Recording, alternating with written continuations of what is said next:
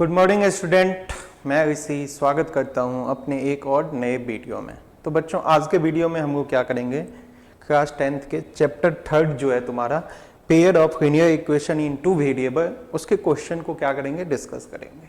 ठीक है, बढ़ते हैं अपने फर्स्ट क्वेश्चन की तरफ। ठीक है, क्वेश्चन को ठीक से पढ़ो, 1 मिनट का टाइम में आप खुद से बनाने की कोशिश करो। ठीक है, देखो आपका क्वेश्चन क्या कहता है। इक्वेशन दिया हुआ है ना, 2 इक्वेशन दिया हुआ है, एक ये दिया हुआ है, एक ये दिया हुआ है।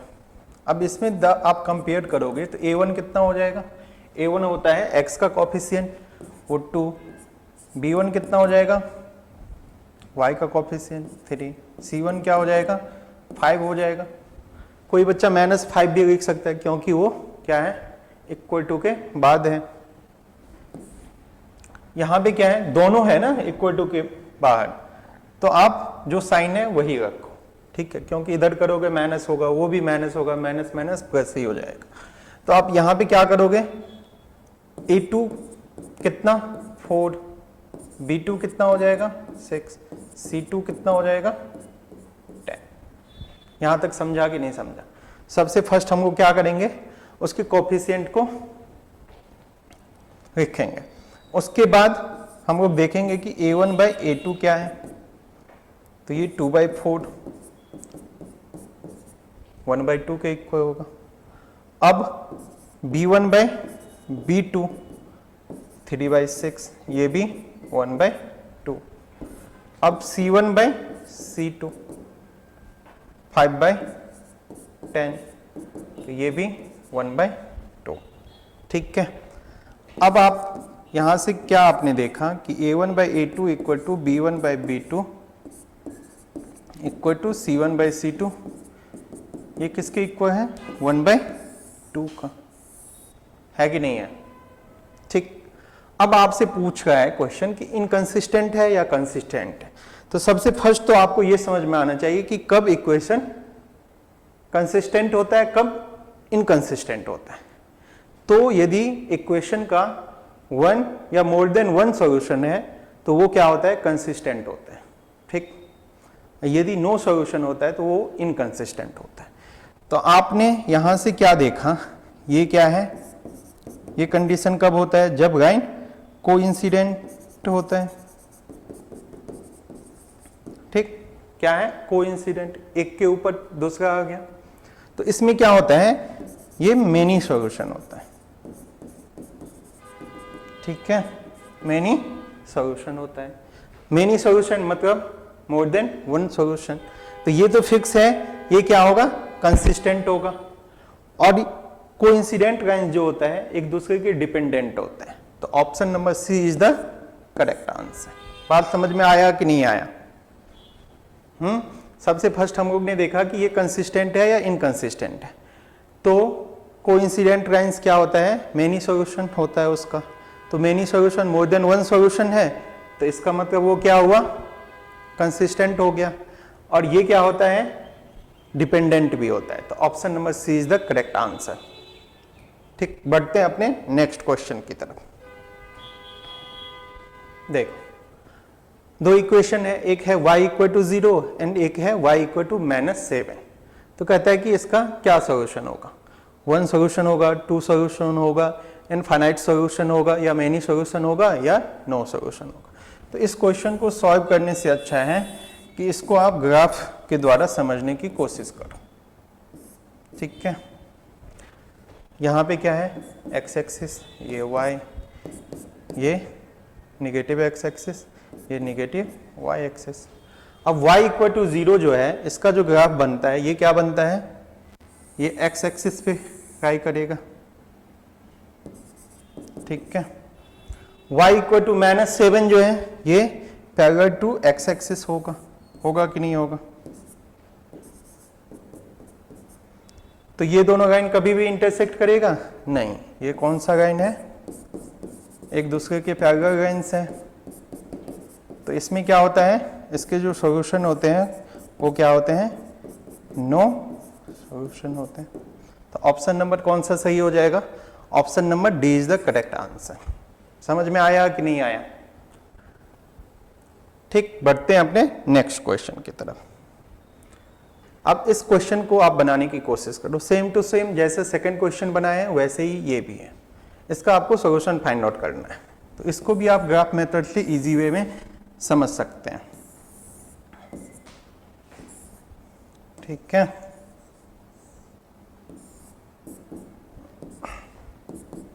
ये x, ये y, ये x डैश, ये y डैश। अब जो तुम्हारा फर्स्ट इक्वेशन है x इक्वल टू 4, इसका ग्राफ जो बनेगा ये पैरेलल टू y एक्सिस होगा, x इक्वल टू 4, और y इक्वल टू 3 जो है वो पैरेलल टू x एक्सिस होगा। इसका मतलब ये एक ही पॉइंट पर इंटरसेक्ट करेगा यहाँ पे। ठीक है, और इसका सॉल्यूशन क्या हो जाएगा 4,3, क्योंकि x एक्सिस में ये 4 गया, y एक्सिस में 3, तो इसका मतलब इसका सॉल्यूशन क्या हो जाएगा option number D, intersecting at 4,3। समझ में आया कि नहीं आया? बहुत इजी क्वेश्चन था। बढ़ते हैं अपने नेक्स्ट क्वेश्चन की तरफ। अब इस क्वेश्चन को आप बना के देखो, आपके पास 4 ऑप्शन है, सब में इक्वेशन दिया हुआ है। उसमें कहता है कि ये x इक्वल टू 2 और y इक्वल टू -3 जो है वो किस इक्वेशन का सॉल्यूशन है। तो उसका सॉल्यूशन होने के लिए उसको क्या करना पड़ेगा, सेटिस्फाइड करना पड़ेगा। ठीक, तो आप देखो x इक्वल टू कितना है 2, y इक्वल टू कितना है -3। तो मैं d से स्टार्ट करता हूं। देखो तो इसको सेटिस्फाइड कर रहा है, x की जगह पे 2, y की जगह पे -3, -14 इक्वल टू 0। तो ये 2 + 12 - 14 इक्वल टू 0। ये 14 - 14 इक्वल टू 0, तो 0 इक्वल टू 0। इसको तो सेटिस्फाइड कर रहा है। अब सेकेंड इक्वेशन को भी कर रहा है कि नहीं, चेक करो आप। 5 × 2 -3 -13 इक्वल टू 0। तो ये कितना हो जाएगा 10 + 3 -13 इक्वल टू 0। तो ये भी सेटिस्फाइड हो जाएगा, 0 इक्वल टू 0। ठीक है, तो option number D is the correct answer. अब आप कहोगे कि सर आपने डी क्यों चेक किया? आप ए को भी चेक करो, बी को भी चेक करो, सी को भी चेक करो। ठीक है, तो कहीं ना कहीं वो सेटिस्फाइड नहीं होगा। ठीक, तो बढ़ते हैं अपने नेक्स्ट क्वेश्चन की तरफ। अब इसमें क्या कहता है कि 2 इक्वेशन गिवन है, उसका जो सॉल्यूशन है x equal to A, y equal to B. तो कहता है कि a और b का वैल्यू फाइंड आउट करो। तो ध्यान से देखो, इक्वेशन क्या है x - y इक्वल टू 2। इसके सॉल्यूशन क्या है x इक्वल टू a और y इक्वल टू b। तो इसका मतलब ये इसको सेटिस्फाइड करेगा। तो x की जगह पे a पुट कर दो, y की जगह पे b पुट कर दो। तो आपका फर्स्ट इक्वेशन बन गया, अब जो था x - y इक्वल टू 2, अब बन गया a - b इक्वल टू 2। ठीक, ऐसे ही यहाँ पे ध्यान देना, एक और इक्वेशन है ना, x + y इक्वल टू कितना है 4 है। तो यहाँ भी x equal to a, y equal to b उसका सॉल्यूशन है। इसका मतलब इसको सेटिस्फाइड करेगा, तो a + b इक्वल टू 4। तो ये सेकेंड इक्वेशन हो गया। तो यहाँ से देखना a + b 4 और a - b कितना है 2 है। तो आप इसको सॉल्व करोगे तो क्या करूँ मैं, दोनों को ऐड कर दूं, तो 1 + 2 करूँगा। तो ध्यान से देखना, ये -b + b कट गया, 2a इक्वल टू 6। तो यहाँ से a इक्वल टू कितना आ गया 6/2 मतलब 3। तो b कितना आ जाएगा बताओ? b जो आ जाएगा तुम्हारा, अब इसमें पुट कर दो ना, a कितना आ गया 3 + b इक्वल टू 4। तो यहाँ से आप करोगे तो b इक्वल टू 4 - 3 1। बात समझ में आया कि नहीं आया? तो कौन सा आंसर हो जाएगा आपका? यहाँ से a इक्वल टू 3 और b इक्वल टू 1। तो ऑप्शन नंबर कौन सा, सी इज द करेक्ट आंसर। समझ में आया? बढ़ते हैं अपने नेक्स्ट क्वेश्चन की तरफ। तो देखो बच्चों, इस टाइप के क्वेश्चन को कैसे बनाओगे आप? क्या कहता है, ax plus 2y equal to 7, 3x plus by equal to 16। ठीक है, ये क्या है? पैरेलल के लिए आपने कंडीशन क्या पढ़ा है? a1 by a2 equal to b1 by b2 not equal to c1 by c2। तो यहाँ से आप क्या करोगे? a1 कितना है? a2 कितना है? 3, b1 कितना है? 2, b2 कितना है? b equal to 7 by 16। अब फर्स्ट और सेकेंड से आप कंपेयर करोगे तो a by 3 equal to 2 by b, cross multiply करोगे तो ए बी इक्वल टू 6। मतलब ए बी का प्रोडक्ट कितना होना चाहिए? 6 होना चाहिए। तो कहीं पे ऑप्शन है, option number D is the correct answer. बात समझ में आया कि नहीं आया? ए और बी का ऐसा वैल्यू होना चाहिए जो दोनों का प्रोडक्ट करने पे क्या आना चाहिए? 6 आना चाहिए। चलो बढ़ते हैं अपने नेक्स्ट क्वेश्चन की तरफ। क्वेश्चन को ठीक से पढ़ो, खुद से बनाने की कोशिश करो।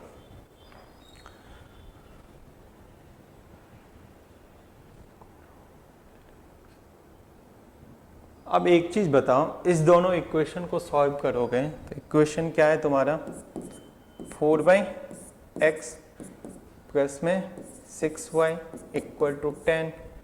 ये कितना है? 1 by X minus 6y equal to कितना है? 5। तो ये फर्स्ट इक्वेशन, ये सेकंड इक्वेशन। अब दोनों इक्वेशन को यदि ऐड कर दोगे 1 प्लस 2 को, तो ये दोनों तो कट ही जाएगा, नहीं कट जाएगा? आपके पास बचेगा क्या? 4 बाई एक्स प्लस में 1 बाई एक्स इक्वल टू ये 15। ऐड करोगे तो 5 इक्वल टू 15। यहाँ से कितना हो जाएगा? ये 15x equal to 5। x equal to कितना हो जाएगा? 5 बाई 15। मतलब x इक्वल टू 1 बाई 3। बात समझ में आया कि नहीं आया? अब आपसे पूछा है कि p equal to 3x, p का वैल्यू फाइंड आउट करना है। तो 3 इंटू 1 बाई 3 कितना हो जाएगा? 1। Option number A is the correct answer. बात समझ में आया कि नहीं आया? अब इस दोनों को सॉल्व करना था। ठीक, तुमको x का वैल्यू फाइंड आउट करना था। क्यों? क्योंकि p क्या है? x के फॉर्मेट में है ना, 3x है ना, तो x चाहिए मुझे। तो मैंने क्या किया? 2 मेथड पढ़ा था ना, एलिमिनेशन मेथड सबसे इजी होता है, उससे मैंने सॉल्व कर दिया। बढ़ते हैं अपने नेक्स्ट क्वेश्चन की तरफ। क्या कहता है क्वेश्चन? ठीक से पढ़ो। अब नो सॉल्यूशन के लिए आपने कंडीशन क्या पढ़ा है? बताओ। a1 by a2 equal to b1 by b2 not equal to c1 by c2, यही कंडीशन पढ़ा है। तो अब a1 कितना है? 1, a2 कितना है? 2, b1 कितना है? 1, b2 कितना है? k, और नॉट इक्वल टू कितना है? अब यहाँ पे ध्यान से देखना, एक है राइट हैंड साइड में, इसमें है राइट हैंड साइड में, ये है लेफ्ट हैंड साइड में। तो इसको भी इधर कर दोगे तो ये 4 हो जाएगा प्लस 4। तो ये 4 बाई क्या हो जाएगा? 3 हो जाएगा। दोनों सेम साइड में होनी चाहिए ना। तो अब ध्यान से देखो, यहाँ से फर्स्ट और सेकंड करेंगे तो क्रॉस मल्टीप्लाई करेंगे तो k इक्वल टू क्या होना चाहिए? 2। यदि k इक्वल टू 2 हो जाएगा तो इसका मतलब ये जो इक्वेशन है इसका नो सॉल्यूशन हो जाएगा। तो option number D is the correct answer. बात समझ में आया कि नहीं आया? k यदि 2 हो जाएगा तो उसमें देखना ये कंडीशन सेटिस्फाइड होगा। a1 by a2 equal to b1 by b2 not equal to c1 by c2। ठीक है, मतलब k इक्वल टू 2 पे। बढ़ते हैं अपने नेक्स्ट क्वेश्चन की तरफ। इस क्वेश्चन को ठीक से पढ़ो, स्टेटमेंट पढ़ो। क्या स्टेटमेंट सही है? If the pair of lines are coincident then we say that pair of lines is consistent and it has a unique solution. अब एक बात बताओ, कोइंसिडेंट लाइन है तो आपने पढ़ा है कोइंसिडेंट लाइन में क्या होता है, मेनी सॉल्यूशन होता है, ठीक है। कंसिस्टेंट तो होगा, कंसिस्टेंट तो होगा, बट यूनिक सॉल्यूशन नहीं होता है ना, मेनी सॉल्यूशन होगा। अब सेकंड क्या कहता है, if the pair of lines are parallel then the pair has no solution. बात सही है, दो लाइन पैरेलल है तो इंटरसेक्ट कर ही नहीं रहा है तो नो सॉल्यूशन होगा। अब and is called inconsistent pair of equation, सही बात है, इनकंसिस्टेंट होगा। तो ऑप्शन नंबर सेकंड क्या है, सही है। तो कौन सा ऑप्शन हो जाएगा, A is false but R is true. Option number D is the correct answer, ठीक है।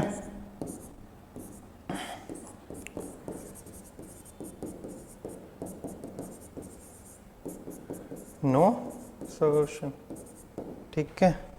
अब कोइंसिडेंट होता है तो क्या होता है, एक के ऊपर एक आ जाता है, तो इसमें क्या होता है, मेनी सॉल्यूशन होता है। ये क्या होता है, कंसिस्टेंट होता है। ये क्या होता है, इनकंसिस्टेंट होता है।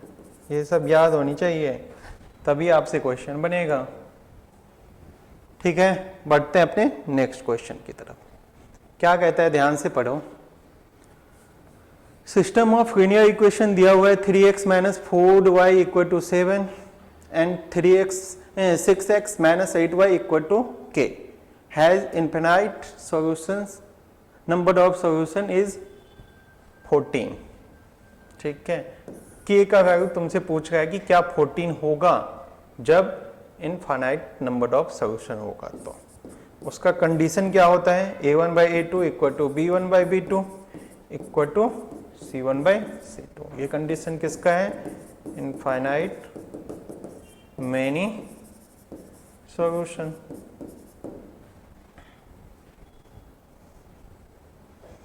इनफाइनाइट और मेनी सॉल्यूशन।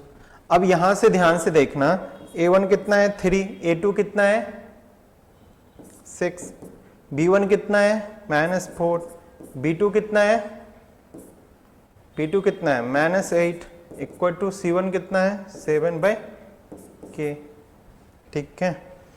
अब यहां से आप सॉल्व करोगे तो ये तो दोनों रेशियो सेम ही है, 1/2 इक्वल टू 7/k कर दो तो k इक्वल टू 14, ठीक। यही आपसे पूछा है कि k 14 होगा कि नहीं होगा, तो इसका मतलब वो सही है।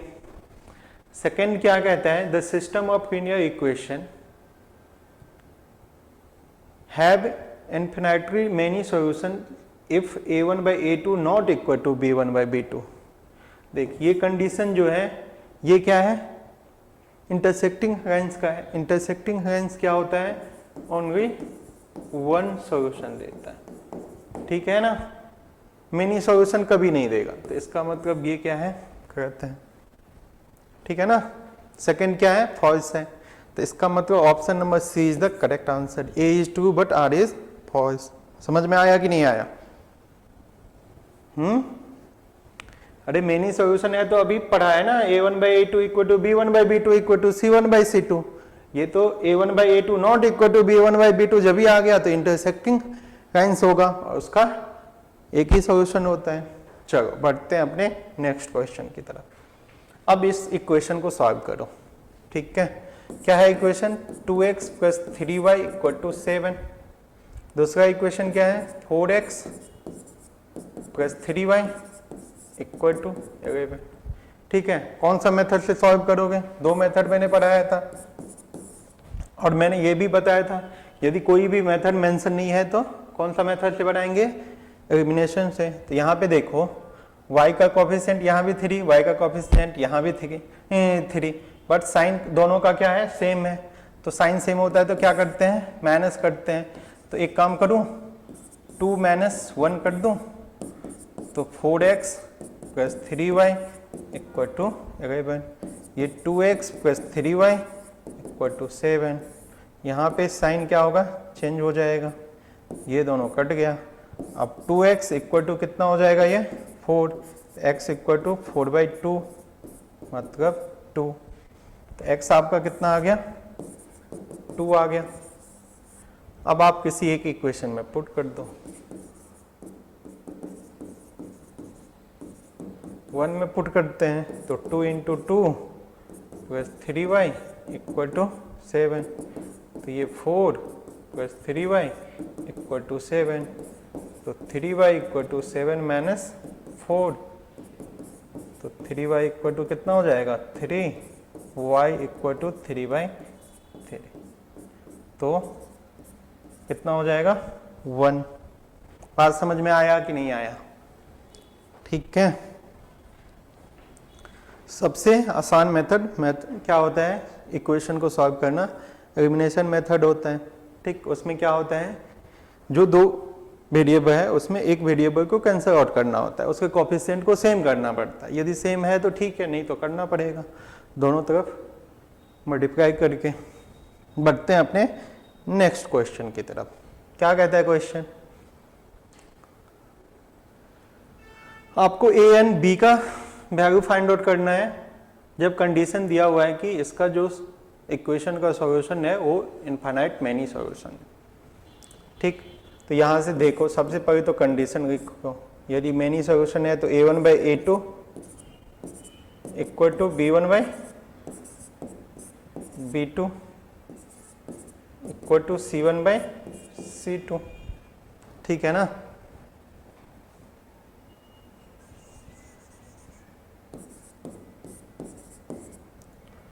साथ में लिख लेना फॉर मैनी सॉल्यूशन। अब यहाँ पे क्या होगा, a1 कितना हो जाएगा 2, a2 कितना होगा a प्लस b, b1 कितना 3, b2 कितना 2a minus b equal to 7/21। ठीक है ना? तो देखो 2/a plus b equal to 3/2a minus b equal to, इसको कैंसिल आउट करोगे तो ये 1/3। तो ध्यान से देखो, एक बार क्या करो 1 को थर्ड से करो, फिर सेकंड को थर्ड से करो, तो इक्वेशन बन जाएगा आपका, क्या बनेगा 2/a plus b equal to 1/3 होगा। तो इसका मतलब a प्लस b कितना होगा 6 होगा। होगा कि नहीं होगा?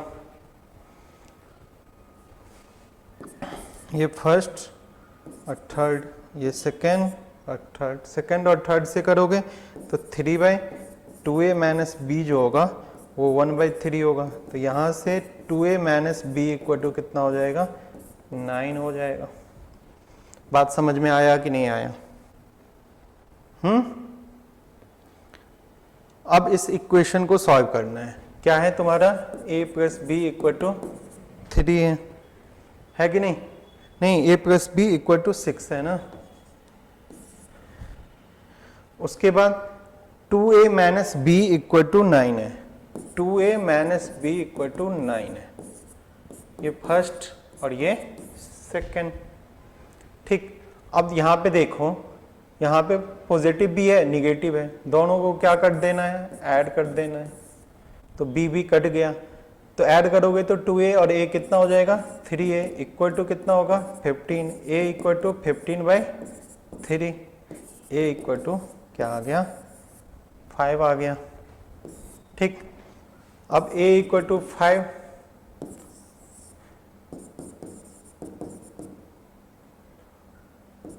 पुटिंग इन इक्वेशन किस में 1 या सेकंड में ऐड कर दो, तो 5 प्लस b इक्वल टू 6, तो b equal to 6 minus 5 equal to 1, तो a आ गया 5 और b आ गया कितना 1। समझ में आया कि नहीं आया? एक बार फिर से देखो, कुछ नहीं किया हूं, जो क्वेश्चन में कहा है उसको हम लोग ने स्टेप बाय स्टेप सॉल्व किया है। सबसे पहले तो मैनी सॉल्यूशन, तो मैनी सॉल्यूशन का कंडीशन लिख दिया कि a1/a2 equal to b1/b2 equal to c1/c2। उसके बाद हम लोग ने उसके कोफिशिएंट को लिखा। ठीक, अब उसके बाद इक्वेशन बनाया, फर्स्ट थर्ड सेकेंड थर्ड, उससे 2 इक्वेशन आ गया और दोनों इक्वेशन को आपने क्या किया सॉल्व कर दिया तो a इक्वल टू आ गया 5, b इक्वल टू कितना आ गया 1। बढ़ते हैं अपने नेक्स्ट क्वेश्चन की तरफ। क्या कहता है क्वेश्चन?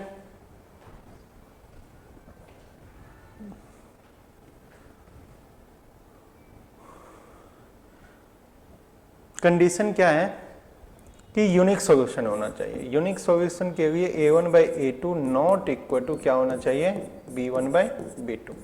यहाँ पे लिखो फॉर यूनिक सॉल्यूशन।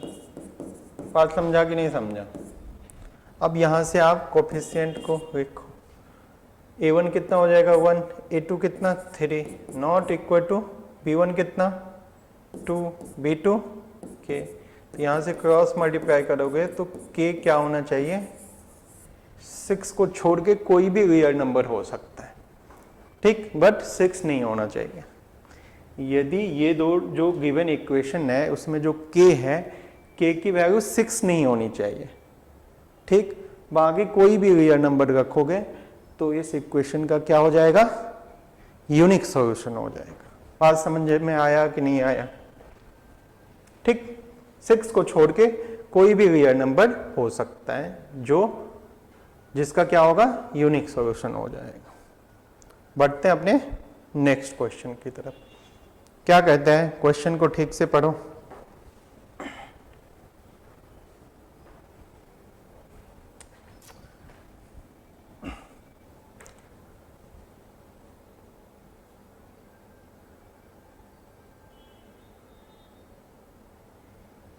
अब एक चीज देखो, ये जो रेक्टेंगल का लेंथ है वो कितना है? लेंथ जो है वो x प्लस वाई है और ब्रेथ जो है वो कितना है बताओ x माइनस वाई है। और आप जानते हो कि इसके अपोजिट साइड्स क्या होते हैं बताओ? अपोजिट साइड्स इक्वल होते हैं कि नहीं होते हैं? मतलब ये इसके इक्वल और ये इसके इक्वल। तो अब देखो x प्लस वाई कितना दिया हुआ है तुम्हारा? x प्लस वाई दिया हुआ है तुम्हारा, एक मिनट रुक जा।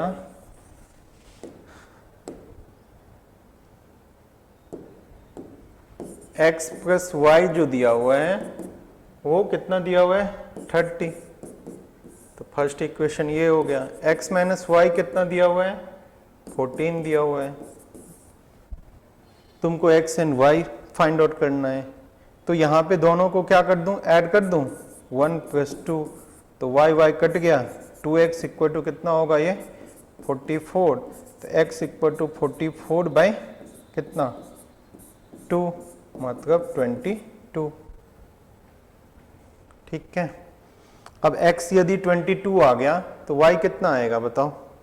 अब इसमें पुट कर दो 22 प्लस वाई इक्वल टू 30, तो y इक्वल टू 30 माइनस 22 मतलब 8 आ गया,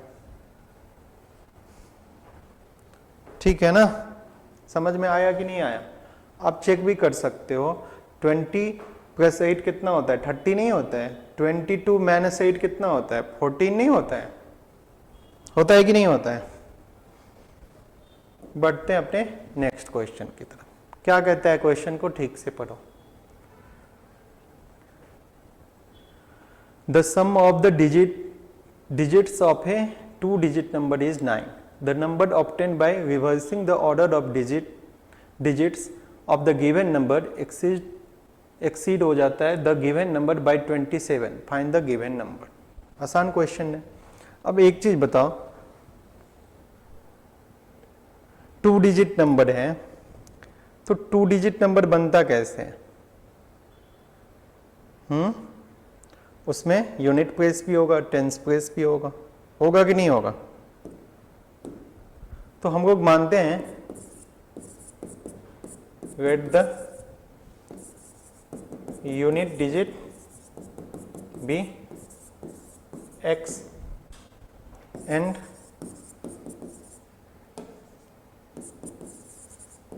टेंस डिजिट बी वाई। ठीक है, देन 2 डिजिट नंबर जो हो जाएगा वो क्या हो जाएगा,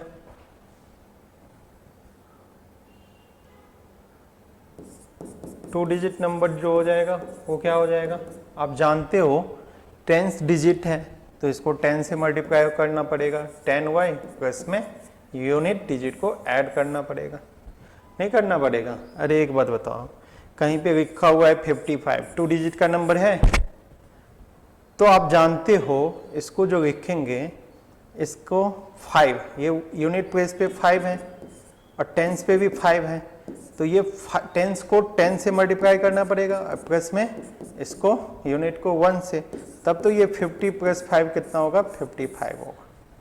तो आपको 2 डिजिट नंबर बनाने के लिए क्या करना पड़ेगा, टेंस डिजिट को 10 से मल्टीप्लाई करना पड़ेगा। तो अब 2 डिजिट का नंबर बन गया। ठीक है ना। अब क्वेश्चन में क्या कहता है, ध्यान से देखना, 2 डिजिट नंबर के डिजिट का जो सम है वो कितना है, 9 है। तो x plus Y equal to 9, ये तो फर्स्ट इक्वेशन बन गया। ठीक, अब new 2 digits number by reversing the order of digits। अब मैंने क्या किया, उसके डिजिट को चेंज कर दिया, मतलब अभी जो यूनिट डिजिट x है वो क्या हो जाएगा, उसका टेंस डिजिट पे चला जाएगा और जो टेंस डिजिट है वो यूनिट डिजिट पे आ जाएगा। तो इसका मतलब बाकी तो सब कुछ सेम ही होगा, ये 10 y के जगह पे x आ जाएगा और x के जगह पे y आ जाएगा। बात समझ में आया कि नहीं आया। अब कहता है कि जो नया नंबर बना है, ठीक, अकॉर्डिंग टू द क्वेश्चन देखो, जो नया नंबर बना है वो क्या है, पुराने वाले नंबर से 27 बड़ा है। तो इसका मतलब दोनों का डिफरेंस कितने का है, बताओ, 27 का।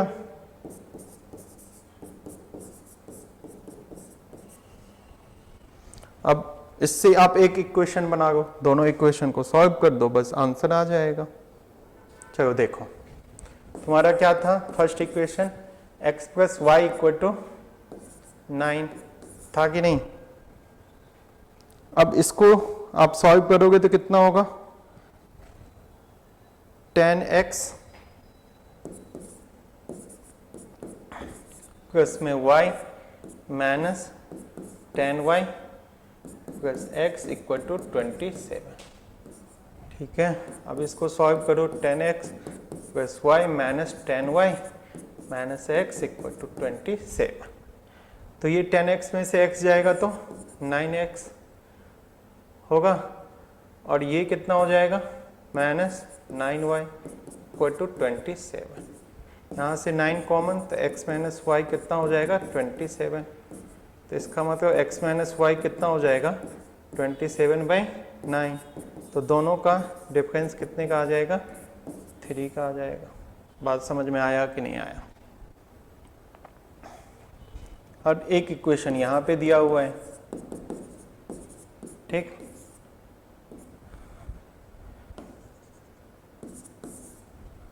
अब दोनों को क्या कर दूं मैं, ऐड कर दूं, तो y क्या होगा, कैंसल आउट हो जाएगा। तो 2x इक्वल टू कितना हो जाएगा, 12, x इक्वल टू 6 हो जाएगा। ठीक है, y कितना हो जाएगा, फ्रॉम इक्वेशन 1, ठीक, तो 6 प्लस वाई इक्वल टू 9, तो y इक्वल टू 9 माइनस 6 कितना, 3। इसका मतलब जो तुमने यूनिट डिजिट माना था वो 6 होगा, टेंस डिजिट क्या आ जाएगा, 3 आ जाएगा। तो तुमसे क्या पूछा है, फाइंड द गिवन नंबर। तो नंबर क्या हो जाएगा, कहीं ना कहीं ओरिजिनल नंबर तुमसे पूछ रहा है, ठीक। ओरिजिनल नंबर क्या था तुम्हारा, 10y था ना, प्लस में x था, तो 10y प्लस में x equal to 10 into Y के जगह पे क्या पुट करोगे 3 और x के जगह पे 6, तो कितना हो जाएगा 36 हो जाएगा, ठीक है। और इसके डिजिट को यदि रिवर्स कर दोगे तो वो क्या बन जाएगा 63 बन जाएगा। तो आप चेक भी कर सकते हो, देखो तो 3 और 6 इस दोनों के डिजिट का सम 3 + 6 9 होगा कि नहीं होगा। इसको रिवर्स करके जो बनाओगे ये 36 और ये 63 माइनस 36 करोगे तो देखो तो कितना होगा, ये 7 27 का डिफरेंस है कि नहीं है। आप चेक भी कर सकते हो, इस क्वेश्चन को आप आसानी से चेक कर सकते हो कि क्या मेरा ये जो 36 आया है क्या ये सही है कि नहीं है। तो आपका नंबर 36 आया, इसके डिजिट का सम 9 है। इसको डिजिट को रिवर्स कर दोगे तो नंबर बनेगा 63। अब देखो तो 63 नया नंबर जो बना ये 36 से 27 बड़ा है कि नहीं है। तो इसका मतलब हमारा आंसर सही है, ठीक है। तो बच्चों आज का वीडियो हम लोग क्या करते हैं, यहीं पे समाप्त करते हैं।